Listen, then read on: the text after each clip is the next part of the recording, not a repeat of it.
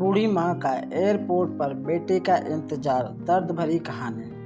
5 साल हो चुके थे बेटे को अपना घर छोड़ विदेश में बसे हुए। इन 5 सालों में बूढ़ी माँ और ज़्यादा बूढ़ी हो गई थी। 75 वर्ष की उम्र में रेशमा देवी की याददाश्त काफ़ी कमज़ोर होती जा रही थी। उन्हें रोज़मर्रा की चीज़ें याद न रहती, लेकिन जो उन्हें हमेशा याद रहता वह था उनका बेटा। दिन हो या रात, एक पल भी ऐसा ना होता जब उन्हें अपने बेटे की याद ना आती। दूसरी तरफ बेटा, जो साल भर में एक आधी बार अपनी माँ को फ़ोन कर लिया करता था और 1-2 मिनट से ज़्यादा बातें भी ना किया करता, फिर भी यह बूढ़ी माँ लटकती आंखें बेटे का इंतज़ार करती रहती। एक दिन बेटे का विदेश से फ़ोन आया। हेलो हेलो, सुन रही हो ना माँ? राहुल बोल रहा हूँ, तुम्हारा बेटा। कैसी हो माँ? मैं ठीक हूँ बेटा। तुम, बहू और मेरा पोता कैसा है? माँ ने पूछा। सब अच्छे हैं माँ। मैं अगले हफ्ते गांव आ रहा हूँ माँ, तुम्हें लेने। अब हम सब साथ में ही अफ्रीका में रहेंगे माँ। तुम्हारी बहू कह रही थी माँ को यहाँ पर लेकर आओ, बेचारी अकेली वहाँ परेशान होती होगी, बेटे ने कहा। माँ की बूढ़ी सूखी आंखें आंसुओं से भीग गई। उसके कमजोर शरीर के नस नस में खुशी की लहर दौड़ गई। बेटे और बहू का अपने प्रति प्रेम देखकर माँ का मन खुशी से भर आया। बेटे ने आगे कहा, माँ तैयार रहना। माँ, मुझे ज़्यादा दिन छुट्टियाँ नहीं हैं। जिस दिन से जितने पैसे लेने हैं ले लेकर रखना। तब तक मैं प्रॉपर्टी डीलर से बात कर लेता हूँ।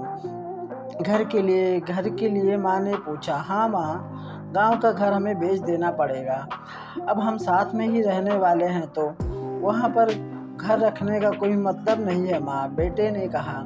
बुढ़ापे की वजह से ठीक से चलने में अक्षम माँ ने पूरे मोहल्ले में घूम घूम कर अपनी इस खुशखबरी को सबको सुनाया। सभी को खुशी हुई कि सबको लगा माँ जी के आखिरी दिन अपने परिवार के साथ खुशी से बीत जाएंगे। घर वापस आकर माँ ने अपने घर के कोने कोने को ऐसे देखा जैसे वो अपने दूसरे बेटे को देख रही हो। देखे भी क्यों ना, उस घर को अपने बेटे से कम थोड़ी समझा था। अपने पति के साथ 40 साल यहीं तो बिताए थे, लेकिन अब मजबूर थी बुढ़ापे के आखिरी साल बेटे और बहू के साथ बिताना चाहती थी। दिल पर पत्थर रखकर बेचने के लिए माँ तैयार हो गई। आनन फानन में बेटे ने घर को आधे दामों पर बेच दिया।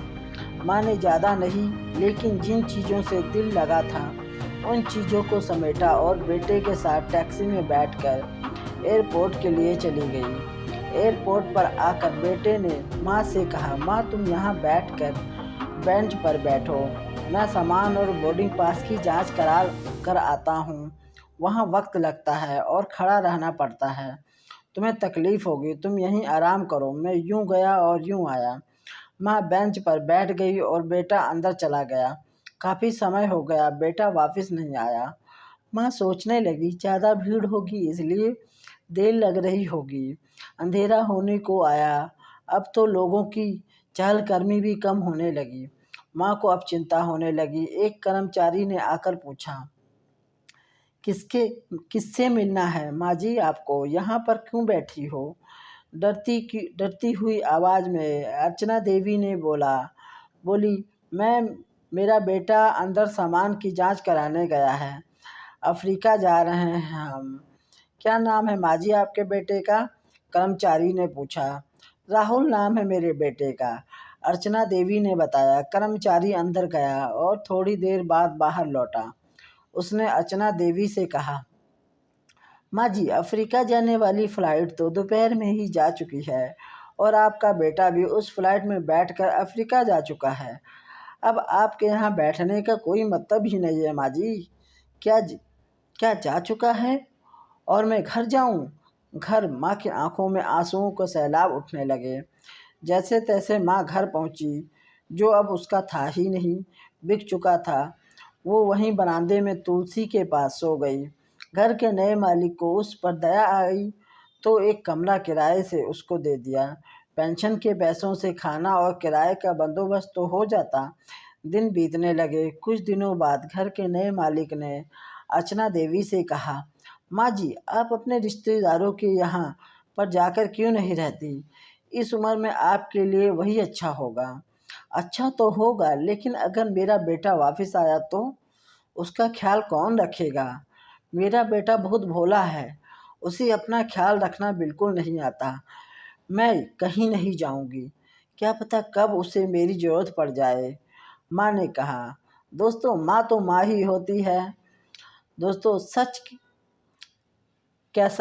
कह रहा हूँ, माँ की ऐसी बातें सुनकर मेरी आंखों में तो आंसू आ गए।